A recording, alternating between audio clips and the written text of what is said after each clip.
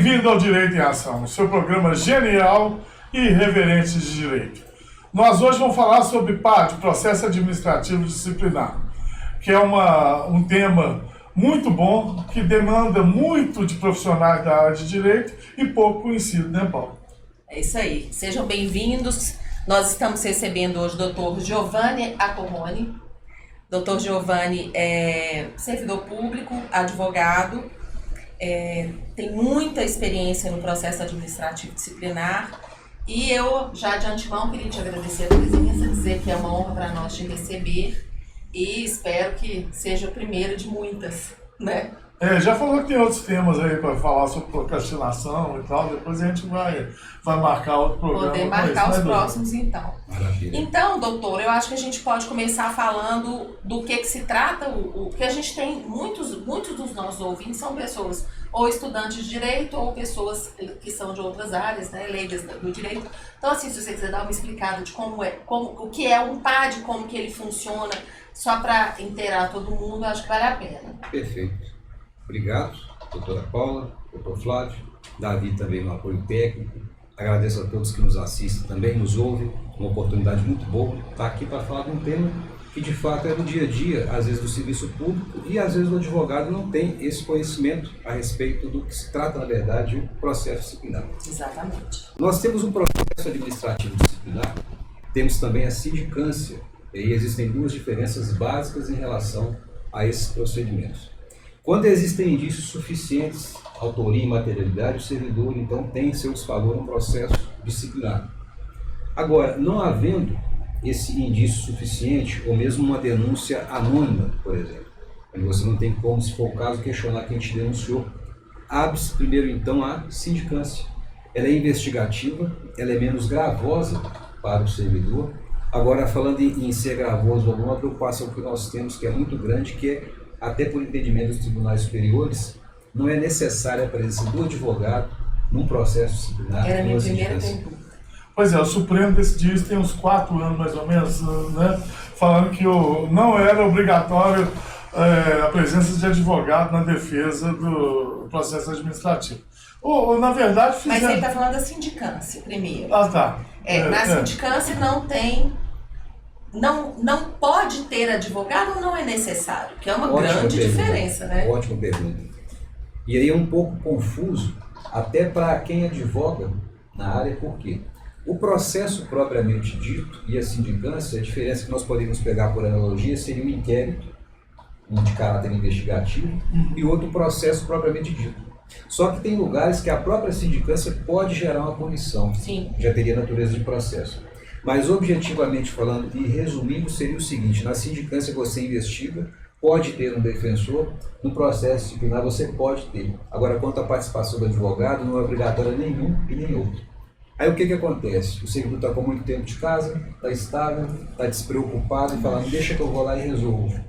Não é nada, não vai dar nada. Excesso de confiança. E aí o que acontece? Lamentavelmente, corre o risco de ter uma sanção muito gravosa, que é a própria demissão.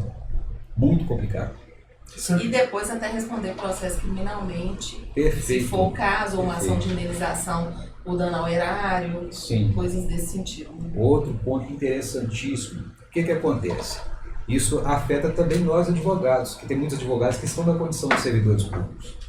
O que acontece? Às vezes a pessoa responde a um processo disciplinar e ela é absolvida.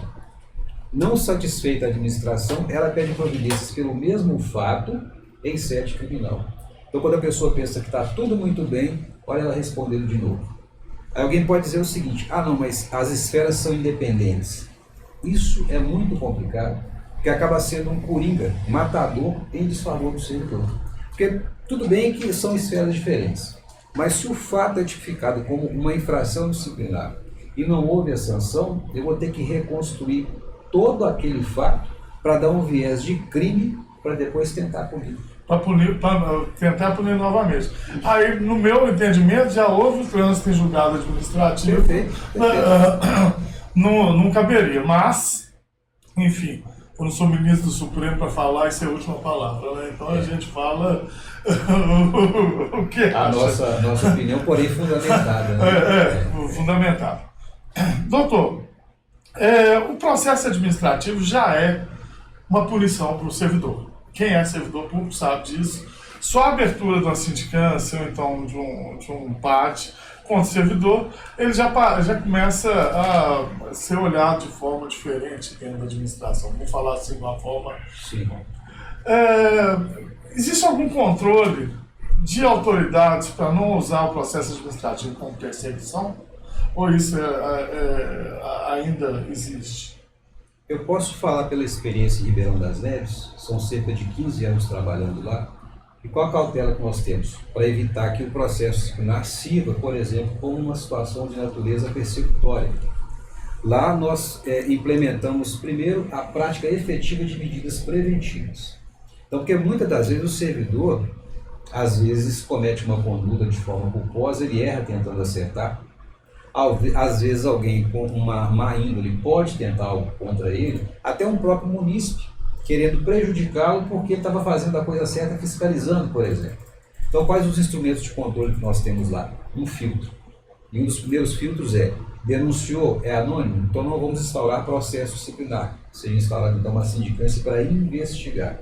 E aí, nesse ponto, se os elementos forem frágeis, sequer ele fica sabendo que está sendo investigado, para não ter esse trabalho e essa preocupação de amargar uma investigação que, afinal, pode não dar nada. E outro aspecto também para evitar perseguição. Isso é muito importante de acontecer. Quem advoga ou se defende num processo disciplinar, é importante observar isso também. O servidor, quando for chamado pela sua chefia imediata, por exemplo, convém que ele vá com testemunho, convém que ele peça o que está sendo dito em desfavor dele no papel. Fazer uma ata da reunião. Eu sempre falei que reunião de serviço público tem que ter ata. Fundamental. Por quê? Amanhã ou depois ele vai responder um processo, ele já começou a produzir provas em seu favor lá na origem. Porque o processo disciplinar, na verdade, ele não é causa, ele é efeito. E muitas das vezes esse efeito é porque em situações anteriores não se agiu de forma preventiva. Nesse contexto todo, você consegue evitar medidas que vão perseguir o servidor e não apurar o que de fato tem que apurar. O processo, a sindicância então, vamos voltar. Aí você faz uma sindicância, não tem elemento nenhum. Se já arquivo, como é que é, ou então como é que vai para o PAT? Exatamente, porque a sindicância não é um pré-requisito para a instalação de um processo disciplinar. Ela pode ou não existir como uma medida anterior. Se da sindicância não se tiver elementos suficientes para a instalação do processo disciplinar, encerra por ali. E o investigado não vai ficar sabendo? A depender da circunstância, prefere-se sequer que ele saiba quando o indício for mínimo. Agora, se o indício for o suficiente para se vislumbrar um processo disciplinar, é importante que ele vá e participe e que ele saiba, mesmo sendo, por exemplo, a denúncia anônima. Ele funciona, a sindicância funciona no procedimento inquisitório, igual é o inquérito policial? Adorei, a pergunta foi muito bem feita. Porque essa natureza de inquisitorial, e eu posso falar, por exemplo, em relação a Ribeirão das Neves. Nós temos o corregedor, o Dr. Juliano, que é muito alinhado com as comissões nesse sentido. Qual é a nossa preocupação?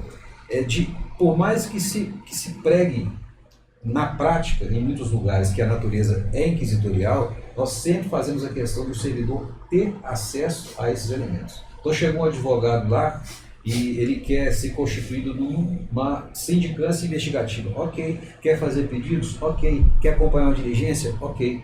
A defesa tem que ser ampla em todos os sentidos. Então, em linhas gerais, a natureza inquisitorial lá, ela é no sentido de investigar, mas ela permite contraditório. Mesmo que mitigado, mas permite contraditório. Só abrir um parênteses aqui e explicar para você, que é ouvinte nosso, não é da área do direito. Inquisitorial, o que é? A autoridade não respeita o contraditório e a ampla defesa. Ou então, o Supremo fala que em procedimentos inquisitoriais você não precisa de observar o contraditório e a ampla defesa. Então, a autoridade pública faz a produção de provas de acordo com o que ela quer. No caso dos inquéritos policiais, que é o mais comum, o que é? O delegado faz a investigação e joga o processo, ouve quem ele quiser, e o Ministério Público, com base naquilo, achando que tem elementos suficientes para a denúncia, faz a denúncia e nem ouve a pessoa nem vai lá na polícia, às vezes ser ouvido, e já toma um processo criminal. Eu acho, e aí eu queria que você comentasse isso, que no caso da administração pública, se você faz um processo inquisitorial em que a autoridade leva o processo para um lado ou para o outro, ele estaria em desvio de finalidade, porque para mim ele teria que apurar a verdade e não apurar o crime. Tem uma diferença um pouco grande nisso, porque uma coisa é se apurar e ver todos os elementos, e aí você teria que apurar inclusive circunstâncias atenuantes de possível delito administrativo ou qualquer coisa desse tipo. Porque é bem o que você falou. Às vezes o servidor está lá, tem uma obrigação de zelo com determinada coisa, mas a própria administração pública não fornece os elementos necessários para que ele cumpra a função. Ou então, abarrota o sujeito de serviço urgente. Né? O cara lá é comprador de remédio, vamos colocar assim, que é o que o Tribunal de Contas pega direto e os municípios também. O cara acaba comprando um remédio de urgência num preço fora daquilo que a tabela do SUS determina. É uma infração? O Tribunal de Contas pega e fala da violação, mas se você for ver se ele tem culpa mesmo, ele não tem, porque ele estava agindo a bem da administração, mas dentro dos meios que a própria administração forneceu para ele. O que você acha disso? Isso me leva a uma realidade que nós temos lá, e eu não tenho nenhuma dúvida em afirmar que isso acontece também em outros locais, pela questão que a gente vê do serviço público. Às vezes o servidor tem uma linha de trabalho, e não é o caso de Ribeirão das Neves, isso lá já está sanado politicamente, administrativamente, mas eu fico pensando em outros locais onde se não tem uma estrutura para capacitar o servidor com uma certa periodicidade. Então, o servidor que, por exemplo, é jovem há mais tempo, igual ao meu caso, talvez não tenha muita facilidade em usar o computador.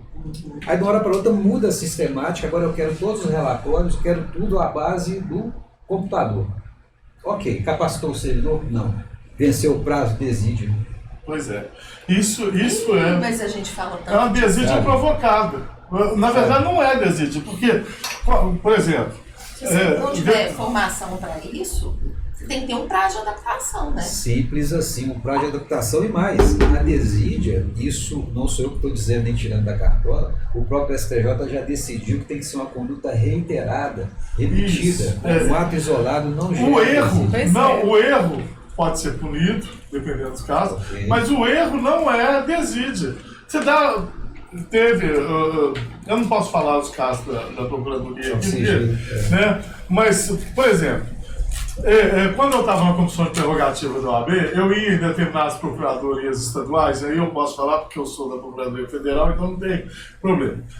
E assim, eram distribuídos 120 processos por procurador por semana. Processo físico, na época. Só que o cara ia levar e fazer a carga do processo já demorava 3 dias, tá entendendo? E naquele ano, o ímpeto de ser eficiente, muitas vezes o cara estava com a medida errada. Ele não é desidioso.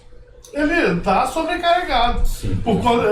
O erro, e dependendo do caso, eu acho que não seria nem punível esse erro administrativo, porque ele não está numa condição normal de trabalho. Condição normal não, você fazer uma coisa errada não é desídia, não.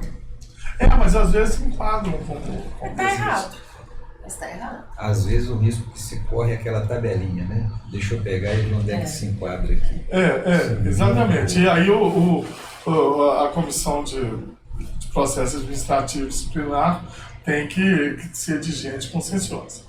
Beleza, aí a sindicância, vão no fluxo, tá? Só para a gente ir... Eu queria perguntar uma coisa sobre essa questão do fim da sindicância e início do processo administrativo. Perfeito. Que eu acho que é pertinente nesse momento. Terminou a sindicância, percebeu-se que deve se dar andamento naquilo, que realmente há indícios de que algo aconteceu, né? Okay. Ao instaurar o procedimento administrativo, é possível já determinar algumas medidas cautelares, por exemplo, tirar a pessoa do cargo, às vezes a pessoa tem um cargo de chefia, ou movê-lo do lugar que ele está ou afastá-lo? Maravilha. Olha só, concluiu-se a sindicância, e o primeiro ponto, tem elementos? Elas vão servir, então. A sindicância serve de base para o processo. Primeiro ponto. Certo. Aí há necessidade, por exemplo, de uma medida preventiva de afastamento do servidor. Então, a primeira providência, e aí fica a dica para quem trabalha com processo disciplinar e tem a oportunidade de alterar o estatuto funcional, são as medidas alternativas. Porque se você conseguir ter no estatuto uma medida alternativa diversa do afastamento preventivo, a minha preocupação é é bom o pra dano que vai administração. causar para o servidor, que talvez seja irreversível, né? Exatamente, essa é a preocupação. Lá nós temos a vantagem de ter a medida alternativa. Então, às vezes uma mudança de lotação. Sim. Tem algo relacionado a dano no sistema informático. Ok, então ele fica proibido de acessar o sistema. Alguma coisa nesse sentido. Mas continua trabalhando, continua percebendo os Bom seus pra administração, vencimentos, bom para todo mundo. Normal, porque às vezes pode ser reversível. Imagina. E é uma cultura Você acaba no com a seguinte vida do sentido. sujeito, né? Acaba, porque aquela cultura é o seguinte, mas serviço público, então aí, isso aí é um prêmio, porque ele vai continuar recebendo, vai estar em casa. Aqui, passou uma semana ou duas, o vizinho já vê o que está acontecendo. Lógico. Os filhos, pai, você não vai trabalhar, não, papai não está. Sabe? Então, o aspecto psicológico. Não, e você estar em casa pensando que, além de tudo, você está sofrendo algum tipo de, suponhamos que seja uma injustiça, né, ou alguma coisa, porque quando a pessoa é culpada, acho que a gente até aceita. Mas e quando não é? Eis a questão. Pois é, que pode acontecer. Pode acontecer, a gente vê muito. E tem as excludentes de licitude também. Eu já né? advoguei. Pode até ter feito, mas pode ter feito, tem condições de Eu excludente já de advoguei em licitude também. processos administrativos, não pode citar, mas eu tenho certeza que a pessoa ouvindo vai saber que eu estou falando dela.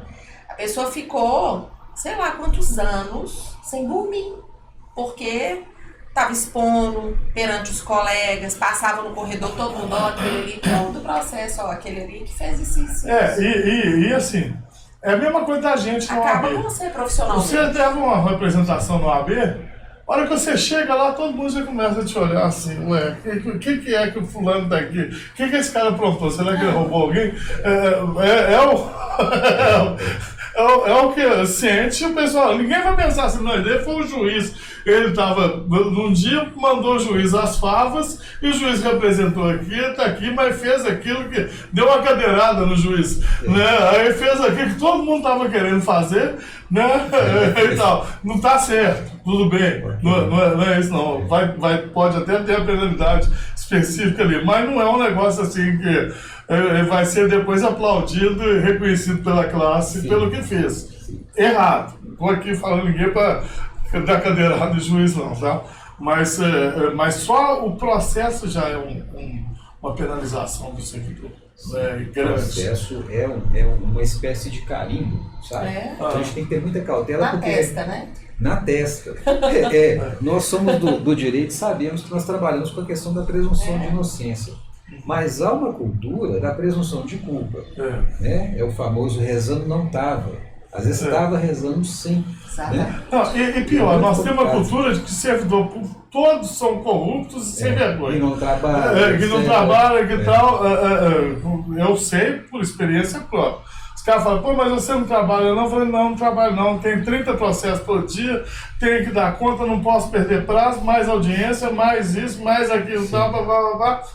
Mas você está em home office. Eu estou, mas se eu estivesse lá sem prazo nem nada, às vezes era mais fácil para mim do que estar em casa com a cobrança de resultado, que é a nova administração.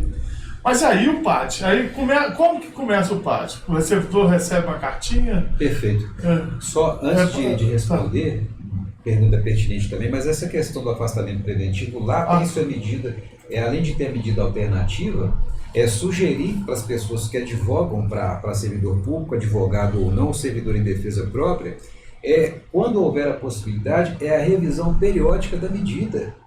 E cabe algum procedimento na justiça contra esse afastamento? Um mandado de segurança, por exemplo, seria possível. Agora, internamente, o que pode acontecer? O servidor foi afastado porque ele está supostamente interferindo no possível depoimento da testemunha. Ok, a testemunha depois revoga o afastamento. Claro. Simples assim. E tem que ficar vigilante, porque às vezes o servidor, já que não é obrigatoriedade ter o advogado, ele acha que está afastado até o final dos 360 dias, e de repente não é. E aí ele tem que voltar, não volta, ainda dá uma abandono de cargo. Perfeito, corre o risco de responder por abandono de cargo. De lascar. Exato. O senhor tinha perguntado, por exemplo, quanto aí a questão de instauração do processo. Primeira providência, o servidor recebe então uma notificação para que ele tenha acesso à cópia integral dos autos. E aí começa um pouco do sofrimento, porque é o momento de a pessoa receber cópia e ser orientada do que ela tem que fazer. Aí imagine, nós como advogados, se formos responder um processo, a gente já não fica bem, fica um pouco abalado. Imagina um servidor que não está acostumado com aquilo, fala, bom dia, senta aí, tem um processo contra o senhor e aqui está a cópia. Aí você tenta explicar para ele que vai ter um momento dele falar, a primeira coisa que ele fala, tá vendo? Estão me perseguindo, estão me deixando ele falar. Então, qual é a sugestão quem está na condição de servidor? Procure um advogado. Faça uso desse instrumento fundamental que é o exercício da advocacia. Seja numa sindicância, seja num processo disciplinar, chame um advogado. Não tente resolver por conta própria. É cada um no seu quadrado. Não adianta. É assim que funciona e viabiliza muito mais. Lembrando que não é bobagem, não é coisa à toa, não vai Se fosse passar. bobagem, não tinha aberto um PAD. E outra coisa que me incomoda muito, doutor, que eu vejo demais, é que o povo fala assim, eu já tinha até esquecido disso, porque tem tanto tempo. As pessoas acham que o tempo resolve o procedimento, né? Não resolve. Lembrando que a prescrição no processo administrativo começa a contar a partir do conhecimento do fato. Então, o que acontece? Muitas vezes o cara praticou o fato, sumiu uma peça do motor de uma caminhonete lá na oficina, tá? Eu vou falar isso porque eu caso disso. Só que a caminhonete estava parada. Quando foram fazer a revisão, foram abrir o motor e falaram, ué, sumiu o motor da caminhonete. Aí faz a representação, faz isso e tal. A partir dali começa a correr o prazo de prescrição da punição administrativa. Não é isso? E às vezes tem uma mudança de gestão. Isso, tem mudança de gestão. Descobre o fato depois. Exatamente. Então, muitas vezes eu lembro na procuradoria, vinha gente, mas aí aconteceu 5 anos atrás, eu estou tranquilo que já prescreveu. Eu falo, velho, não é assim não, ó, descobri foi ontem, estava escondido, tal coisa. Então. Ou então o Tribunal de Contas mandou aqui, ele pegou o NOCE que você escriturou aqui, ó, foi descoberto agora. Você pode até na justiça conseguir, mas é aquele negócio, você já vai sofrer um processo e você tem uma portaria de demissão, você abala completamente a estrutura da vida do servidor público, porque o servidor público, ele tem um perfil do cara que quer ter a vida estável. O servidor público, ele compra o que ele quiser. Parcelado, é os carnezão. O cara tem um carnezão lá e tal. Compra o que quiser, se quiser comprar BMW, você compra. Se quiser. Mas é carnezão, entendeu? Então. Você pode até morar lá dentro, né? Mas você. É sanfona. Mas é aquele negócio. O perfil eu vou pagar nos próximos 10 anos porque eu estou garantido. Então, quando você abala isso, você mexe na estrutura do servidor público. É diferente do empresário. O empresário está acostumado a ganhar 1 milhão num dia e perder 5 no outro. E tá bem, falando, daqui a 2 anos eu ganho mais 20 e pronto. O servidor público não, ele conta com o salário dele. A maioria dos servidores públicos não pode ter atividade empresarial ou atividade remunerada fora das funções. Então, isso também é um fato que abala. Mas aí, o cara recebeu a notificação. Perfeito. Aí ele tem o prazo de 15 dias para a chamada defesa prévia. E aí, mais uma vez, a necessidade do advogado. Por que da preocupação? Às vezes ele não vai. Ele preocupa com essa estrutura psicológica que ele já tem, ele fica abalado, ele perde o prazo de 15 dias. Sendo que a defesa prévia, nós que somos técnicos sabemos, ali você consegue alegar tanta coisa, pedir tanta coisa, de repente para matar um processo na origem. E o detalhe, às vezes na defesa prévia ele consegue pedir uma medida alternativa ao afastamento cautelar.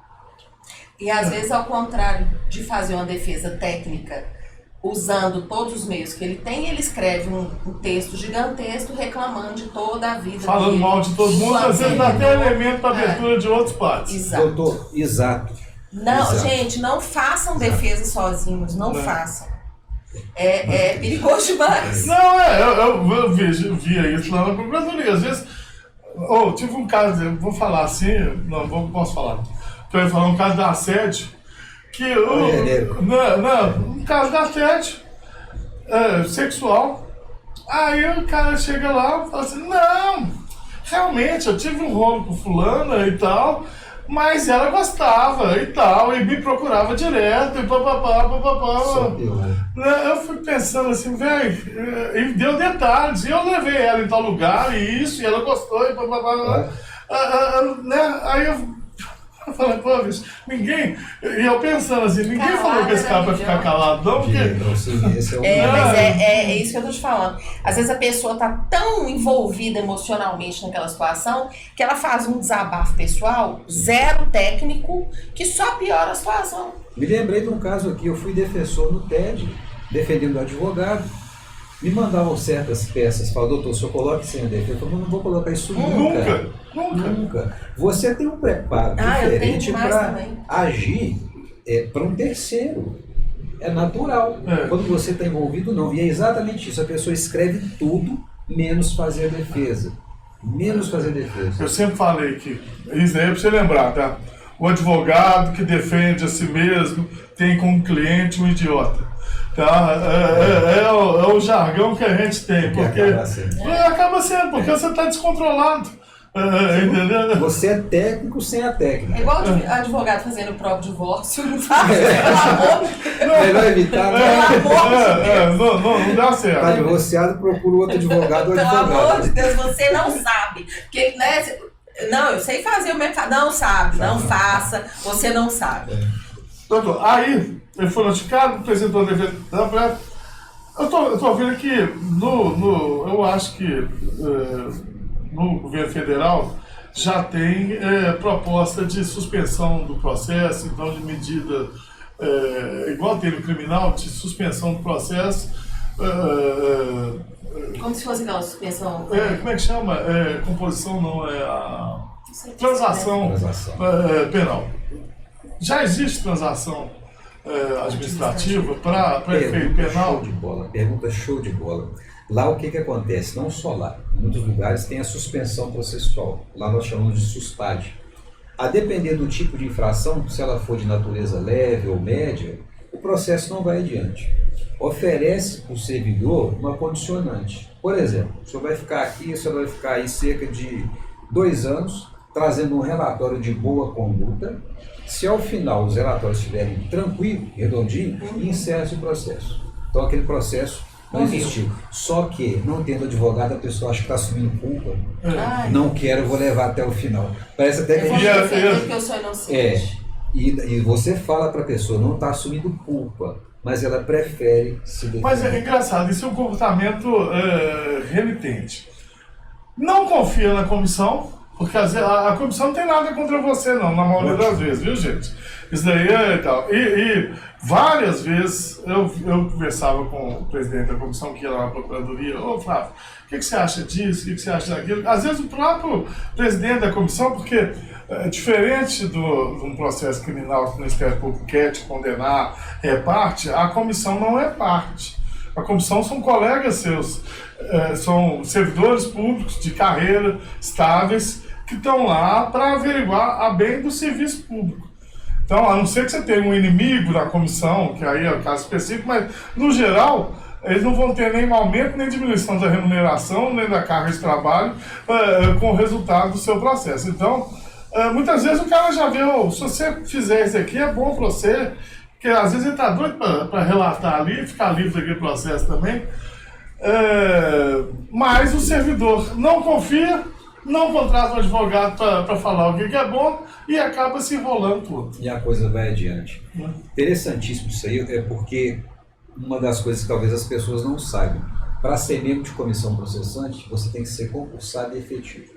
Então, o seu compromisso político, ele existe no sentido de conjunto de atos para fazer a coisa acontecer, mas não na politicagem.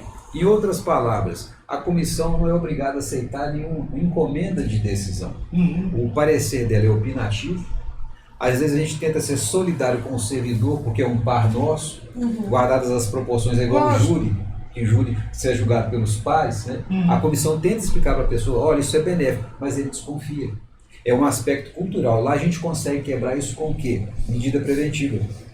Porque você chegar para um membro de comissão para receber um processo, uma notícia, é diferente dele chegar e te dar uma palestra, te falar como é que a coisa está acontecendo. Então é muito bom que isso aconteça nas administrações, que as comissões, as corregedorias, órgãos de controle tenham mais proximidade preventiva para criar mais confiança quando alguém sugerir algo nesse sentido, a pessoa acreditar que de fato é para bem dela, que não é perseguição. Isso é verdade, esse é o aspecto preventivo. Neves está na ponta. Está na ponta, Tem a suspensão processual. Porque, Eu queria te perguntar um negócio que me incomodou muito, principalmente num processo específico que eu tive. Eu fiquei 45 dias fazendo a instrução de um processo administrativo muito complicado, com muitos investigados, né? Muitos servidores envolvidos. E aí o que acontecia? Me incomodava o excesso de poder da comissão. Exemplo, a testemunha não é obrigada a falar sobre tal assunto. Aí eu falava, não, ela é sim, ela prestou compromisso, ela falou que está aqui para dizer a verdade, eu quero que ela fale sobre... Não, ela não vai falar, a comissão. Outro exemplo, a outra testemunha não queria, foi tudo virtualmente, a testemunha não queria aparecer no vídeo, ela só queria falar, e eu falei, não, eu quero que ela apareça porque eu quero ter certeza que é ela mesma, e se for outra pessoa falando, não aceito, não, mas eu vou deixar. E aí, por que eu estou te perguntando isso? Porque no meu entendimento, e eu realmente não tenho conhecimento de PAD que vocês têm, mas já atuei em vários. No meu entendimento, acima de qualquer comissão estaria a lei, principalmente a lei federal. Daí, quando você tem regras de conflito de norma, que eu sei que eu aprendi na escola, prevalece a norma superior. Como é que funciona isso no procedimento administrativo enquanto poder de comissão? Perfeito. Até onde vai esse poder? Perfeito. A comissão, ela tem as funções instrutórias. Isso, qualquer que seja o local, ele não pode esbarrar na dignidade da pessoa humana, ele não pode esbarrar no exercício da advocacia, ele não pode sequer ultrapassar a esfera de atuação, que é diferente de quem julga, que normalmente é um corregedor. Então, um dos pontos quanto à questão da testemunha. Primeiro, e é bom, até pegando um gancho antes de chegar na pergunta, você intima para depor quando é servidor público do local. Sim. O restante você convida. E se for aqueles funcionários contratados do local, mas que não é um servidor concursado? Perfeito. Ele está naquela natureza de servidor público. Então ele é um servidor. Nesse aspecto ele é chamado. Se eu esquecer, até me falem depois do servidor que é só contratado, como é que ele responde. Muito bom. Aí o que acontece? Sendo ele servidor efetivo ou não, mas tendo um vínculo com a administração do local, intimação. Não foi? Não justificou? Responde também. Tranquilo. Agora, em instrução, primeiro ponto, a comissão tem que deixar quem estiver defendendo à vontade para exercer os direitos. Então, e a testemunha jamais pode ser coagida. Quando eu falo coação, não só naquele sentido direto, mas, por exemplo, está aqui para falar a verdade, nós vamos verificar, vamos apurar se é o caso de algum impedimento ou valor. Não sendo, está compromissada em dizer de fato a verdade. As perguntas que a defesa fizer devem ser respondidas. Houve indeferimento, e aí vai a dica para o servidor que está em causa própria, até para o advogado. Houve indeferimento de algum procedimento, peça para constar em ata, sempre. Porque, como a doutora bem falou, não pode estar acima da lei. A comissão tem função instrutória, ela tem que instruir, respeitar quem estiver atuando ali, e mais, no caso de não ter uma defesa técnica, a comissão ela tem que ter um trabalho maior, é explicar para o servidor o que ele pode e o que ele não pode fazer. E eu digo isso por quê? Às vezes o servidor chega em defesa própria na primeira oitiva, e ele quer falar. A gente explica para ele, não, o senhor vai fazer perguntas, o senhor vai falar no final, vai ter o seu momento. O que ele acha? Estão me perseguindo, não querem nem me deixar falar. Para nós é natural, e é bom que aconteça. Claro. Ele se sente acuado. Então, em linhas gerais, o que acontece? A testemunha, a defesa quer que ela seja ouvida? Vai ser ouvida. Quer que ela apareça para de fato evitar uma possível fraude? Tem que aparecer. A comissão não permite. Tudo bem, comissão. Conste na ata. Simples assim. Caso não queira constar, eu não vou assinar a ata. E por mais que acho que o advogado está criando o caso, na verdade ele está resolvendo juridicamente o caso. O caso, exatamente. Tá, aí, a questão das testemunhas é muito importante, porque é igual na OAB. cara fala, vou ouvir fulano, Beltrano, Ciclano. Se o cara não for advogado, ele não é obrigado a ir lá no TED para prestar depoimento. Aí eu vou falar assim, não vou. O Davi estava lá, mas o Davi fala, não, eu não vou chegar, eu não vou lá, não quero ir. Aí você fica sem testemunho. Como é que faz com o servidor que está emprestado em outro lugar? Maravilha. Você tem um caso de cessão do servidor, por exemplo, né?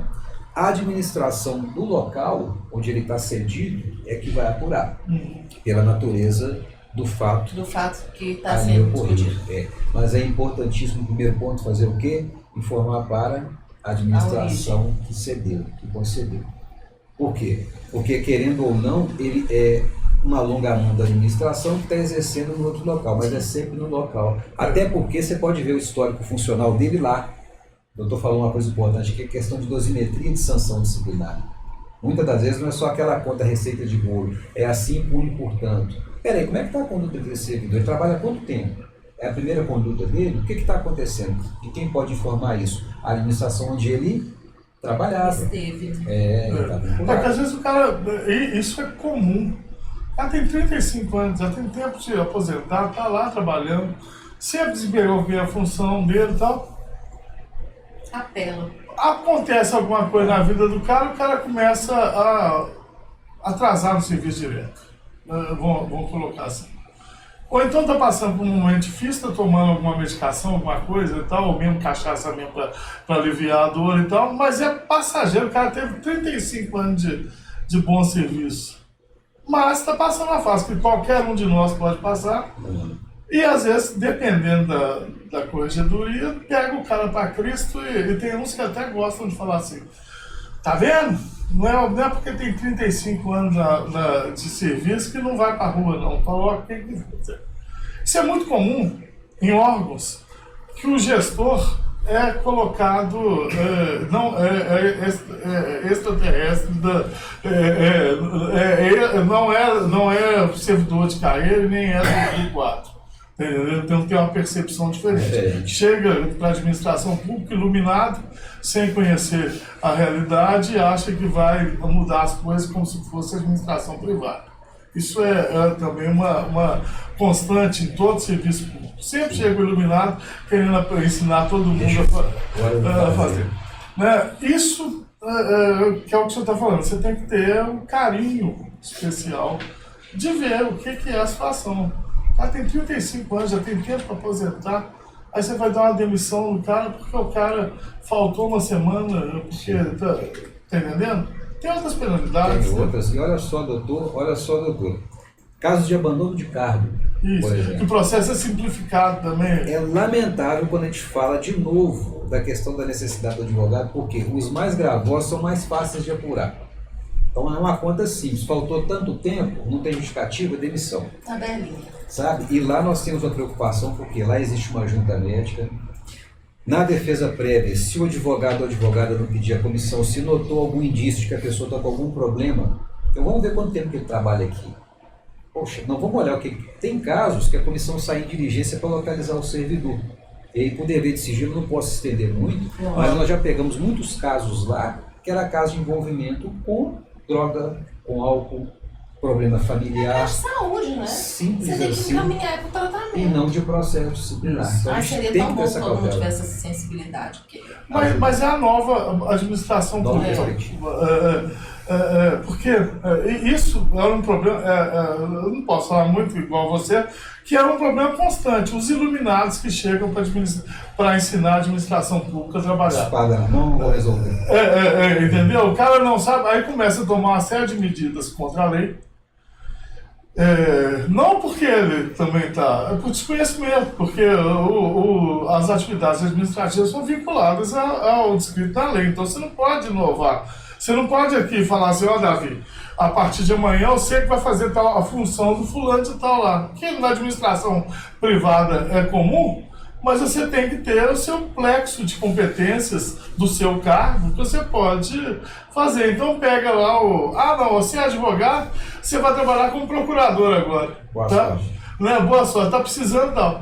Não pode fazer isso. Tá entendendo? Concurso específico, carreira específica e tal. Se você não for da procuradoria, do cargo de procurador, você não pode. Você não tem o poder legal, seus atos são nulos.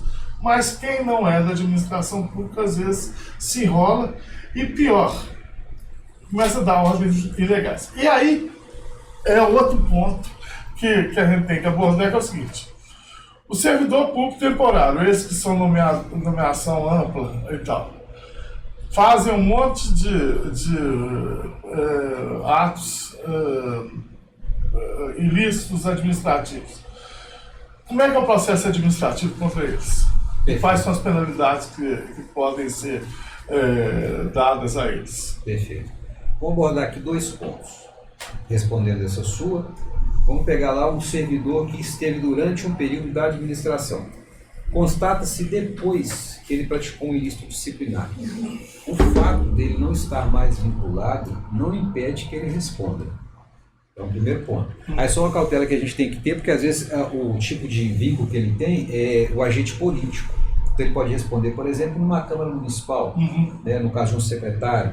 Mas o servidor, tecnicamente, de acordo com os estatutos, não é o fato de ter saído da administração que ele não vai mais responder. Não perde o objeto.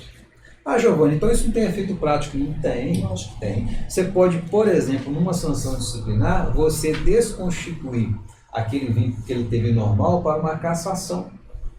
Então, por exemplo, você pode converter a exoneração dele em demissão. E o que acontece? Ele pode ficar um período prejudicado e aí, de exercer qualquer função pública. Sim, de contratar com o poder público. E você pode pegar essa decisão e ir para a justiça comum para, por exemplo, pedir uma indenização, alguma coisa? Pode. Muito bom. Suponhamos que caracterizou um dano ao erário. Isso. De imediato, procuradoria, os elementos estão aqui, o cálculo está feito, então agora é ingressar com uma ação. Lógico, tanto civil quanto criminal, né, doutor? tanto civil quanto criminal, bem lembrado. E detalhe, mas sempre dando oportunidade para o servidor. Olha, nós constatamos aqui, que quando você trabalhou teve esse dano e ficou em tanto. Vamos compor? Você quer pagar? Vamos não, envolver? não quer não. Então nós vamos... E tranquilo. Então é possível. É até a composição totalmente antes de possível. ajuizar a ação. Sempre primando pela tentativa de conciliar. E detalhe, aí já vem aquela pergunta, né? E aqueles que estão contratados lá por um período específico para atender uma situação de pandemia, ou o contrato dele é de fato temporário?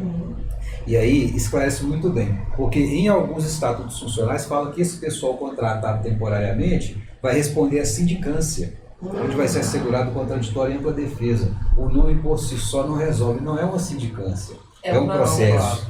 Ou seja, ele tem todos os direitos. Então você que é servidor contratado, e de repente te chama numa corregedoria e fala, você vai responder aqui uma sindicância. Não é.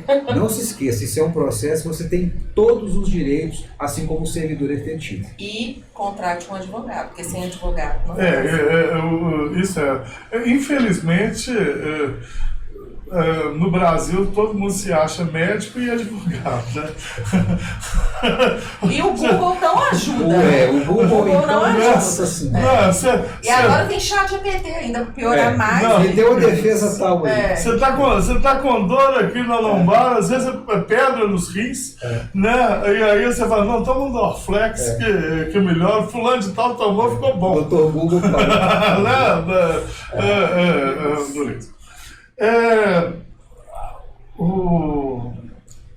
Na demissão, quando as penalidades que são possíveis para um processo administrativo, quais que são? Perfeito. Em regra, nós temos a advertência, a suspensão, a demissão. Nós temos aí situações parecidas com a demissão, como, por exemplo, a desconstituição da exoneração convertendo em demissão. Porque você não demite aquele que já saiu, mas que está respondendo. E você reverte e demite. Isso, reverte e demite. Uma preocupação que nós temos, hoje em dia está bem pouco, mas é preocupante, porque isso parece que tribunais superiores também entendem que é possível. Você, quando há um regime que não é o de previdência, você pode converter a aposentadoria em demissão. Pois é, aí eu queria te perguntar, o aposentar... Mas aí, você reverter uma aposentadoria pesada? Complicado, o aposentar. STJ, o STF, não sei, entende que é possível. Eu ouvi uma decisão esses dias falando que o cara aposentou a direito adquirido e não haveria reversão, que haveria outra, conseguiu uma liminar para ele voltar à porque pensão. querendo ou não, errado ou não, fazendo bobagem ou não, ele trabalhou esse período, né? Natureza alimentar. Justamente. Mas é grave. Que eu ia te Não. perguntar justamente, aposentado pode sofrer processo Ele administrativo? pode responder a processo. Tá. Com certeza. Pelo mesmo raciocínio. Era da época. Agora, a preocupação é, quando há um regime geral de previdência, menos mal, porque a previdência concedeu, está tudo certo. Agora, quando é a própria administração, ela fazer isso. Então, nós, na condição de advogados, acaba com a essa vida da área, pessoa. é bater na tecla, bater na tecla, bater na tecla, porque a decisão, por mais que seja final, em termos de tribunal superior, é a advocacia que faz as coisas mudarem. Justamente. Né? Então, Não é porque tem uma decisão Água do STJ mole em pedra dura. ou no STF que a gente tem que se Porque conformar muda a também, forma de que pensar, a gente não tá, Que né? me desculpem os juízes, que são muito bem preparados, Sim, os sim. pagadores, os ministros e tal. Mas quem faz acontecer são os advogados, gente. Né? É o advogado que toma sua dor e transfere aquilo para o papel e cria uma tese e faz as pessoas se sensibilizarem à sua situação. Ó, gente, é tudo justo, lindo, maravilhoso, você demitir o cara porque ele deixou de vir ao serviço 30 dias, ou então 60 dias alternados no ano, alguma coisa assim que tenha lá. É certo. Aí o advogado fala, pô, bicho, mas o cara, ele estava internado, ele estava Ou então estava senil. Ele estava em A coma. pessoa vai adoecer, Não, vai ele ficando mais estava velho. em coma. Ele realmente faltou 60 dias, não tem justificativa e tal, mas agora a gente descobriu, ele estava lá como não reconhecido, em coma, 70 dias, e aí? Quer dizer, a quantidade de dias para caracterizar, ok, mas é um elemento subjetivo. Né? Exato. É esse ponto que nós estamos batendo lá e com a volta. O abandono são quantos dias? O abandono, normalmente nos estatutos, vou pegar como exemplo, que é muito comum em municípios, né? Mais de 30 dias direto. Já é, né? E aí na civilidade são 30 dias interpolados em 12 meses. Então olha só que bacana, faltou 30 dias de abandono? Não. Mais de 30. Então as comissões ficarem atentas quanto a isso. Porque às vezes Em sequência. Ou 30. alternados durante um ano. Aí E o são direito 30. adquirido, como é que fazem? Em relação. Vou te falar genericamente uma situação verídica. Pessoa tinha autorizado o usufruto de férias prêmio por 9 meses. A função. Eu falei o quê? Usufruto. Usufruto. Tudo bem. Eu sou civilista, tá na alma. Ela estava lá com a fruição de 9 meses de férias prêmio, que ela acumulou ao longo da vida. No 10º mês ela teria tempo de aposentar. Saiu uma portaria revogando, ela já estava, né, na fruição desse período, com a programação para aposentadoria ao final. Nesse inteirinho saiu uma portaria revogando as férias prêmio, passando de 9 para 6. E já deu aí você fala o termo correto qual que é, Não, aí- já aplicou a pena de abandono de cargo e demissão, alegando que entre o 6º e o 9º mês, que seria férias prêmio, mas não era mais, ela teria abandonado o cargo. Lamentável. Não, são as pérolas jurídicas. Olha que a gente pérola vê. linda. A pessoa, o abandono de cargo e inacessibilidade, eles têm que ter 2 requisitos, o objetivo e o subjetivo. O objetivo tranquilo, é o quantitativo de dias, o subjetivo é o que de fato impediu, é só porque não quis. Agora, olha que Mas o preocupação. que me matou foi a questão do direito adquirido. A Você própria publica no administração. Diário Oficial 9 meses. Judiciário. Não é direito adquirido? Simples Pronto. assim. Aí depois de sei lá quanto tempo você volta lá e fala, não é 9, vai não, agora é 6. Quem deu causa para o requisito objetivo, que é o quantitativo, foi a administração que voltou atrás, por Pois assim é, dizer. exato. Então essa conta não fecha. E Exato. aí, lamentavelmente, mesmo fazendo parte de órgão público, uma situação dessa é ter que judicializar. Isso é fato, não tem como. Tem que judicializar. E é o que a gente está falando aqui o tempo inteiro, né? Imagina um servidor com essa bomba na mão sem um advogado para orientar. O que ela faz? A gente Né? tá Por muito isso que o até- advogado é indispensável à administração da Exato. justiça. Já É. dizia a Constituição Já diz a Federal. Constituição Federal, né, gente? É. Puxando a sardinha, eu não vendo serviço, então eu posso falar isso, a propaganda para os advogados, tranquilo e tal. Né? A gente não vende serviço, a gente defende a classe. Não, mas porque eu não advogo particular mais, é por causa disso. Então, se a AGU liberar de novo, nós vamos, né? Mas. Um dia se aposenta, amor. Doutor Giovanni, eu gostaria de agradecer, né, antes de passar as suas palavras finais, falar que o seu telefone deve estar aí embaixo, ou o seu meio de contato lá do vídeo, porque aí se algum ouvinte quiser entrar em contato com o senhor para algum esclarecimento e tal, que tenha lá.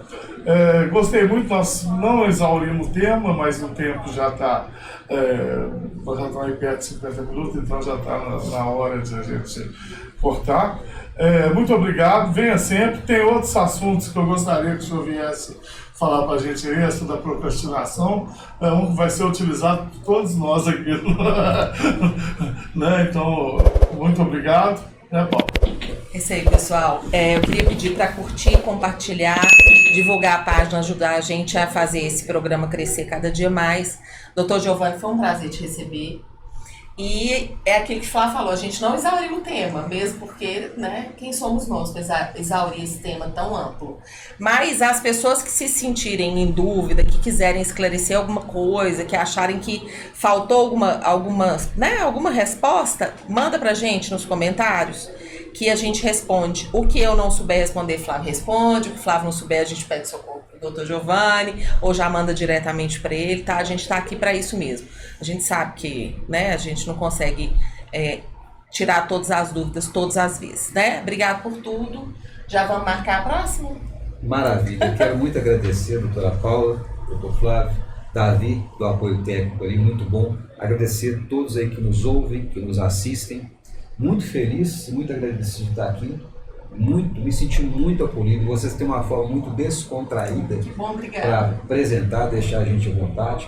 Os temas são muito diversos aqui.